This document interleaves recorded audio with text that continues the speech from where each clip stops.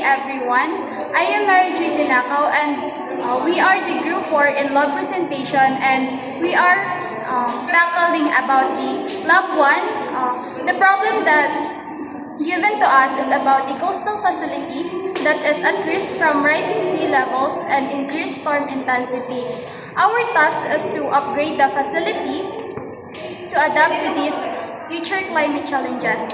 We were tackling the critical issue of climate change and its impact on coastal properties. We will present an adaptation and protection strategy for a coastal resort hotel, aiming to safeguard it from the escalating threats of rising sea levels and more intense storms. Our goal is to demonstrate how to protect the facility effectively, sustainably, and cost-effectively. We are here to discuss the statement of the problem. I am Monet Echipare. And I am Hazel Velasco. So our statement of the problem is our coastal resort hotel faces a growing threat from climate change. Rising sea levels could lead to flooding, potential damaging rooms, infrastructure, and amenities. Intensified storm pose additional risks, including structure damage, beach erosion, and disruption to hotel operations. If we don't take action, long-term viability of the hotel is at risk, which would significantly impact revenue, tourist, and local employment. Proactive measures are essential to protect our investment and ensure sustainability future. And our part as the solution and the statement of the problem. I am Angeline Binamera. I am Kirzal Tongo. Our comprehensive upgrade plan for the Coastal Resort Hotel includes both physical adaptation and operation changes. SOP1 Physical Adaptations.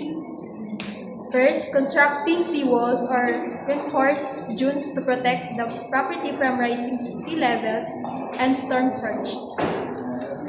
Next, elevate critical infrastructure such as power generators and research equipment to protect them from flooding or prevent flood damage.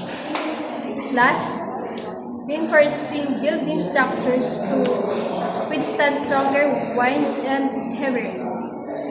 Solution of the problem number 2. Operational changes. First, the implementing a storm evacuation plan including gas communication protocols and safe transportation options. Second, implement a monitoring system to track sea levels, weather patterns, and facility condition in real time. And developing a sustainable water management plan to address potential droughts and saltwater intrusion. And lastly, to establish a sustainable energy plan to reduce a facility carbon footprint. These SOPs or solution of the problem will make the Coastal Resort Hotel more resilient, environmental responsible, and prepared to handle the impacts of climate change.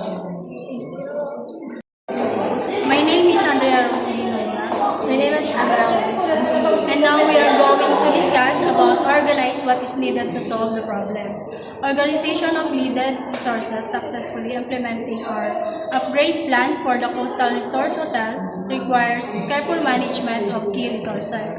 First is financial resources. We need to secure funding for construction, infrastructure upgrades, and technology investment.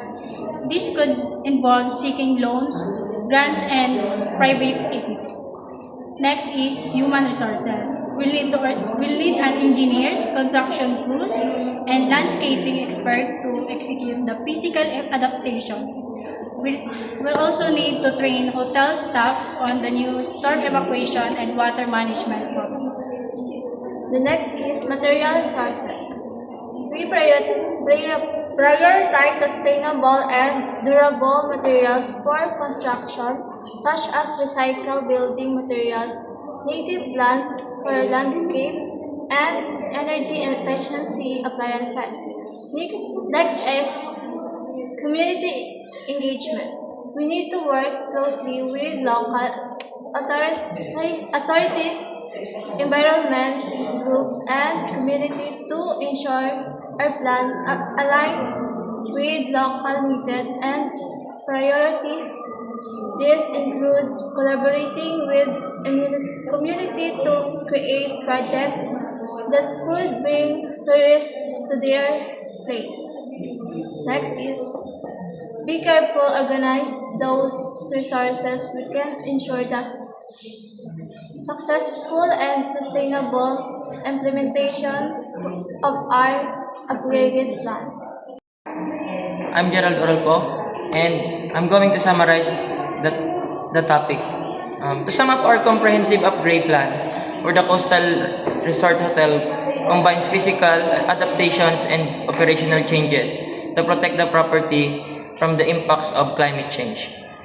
So, by building protective barriers, elevating infrastructure, implementing sustainable practices, and developing an upgrade disaster response plan, we can ensure the long-term viability of this valuable asset.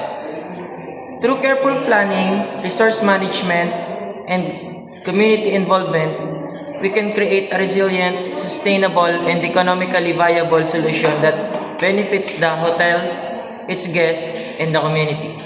Thank you.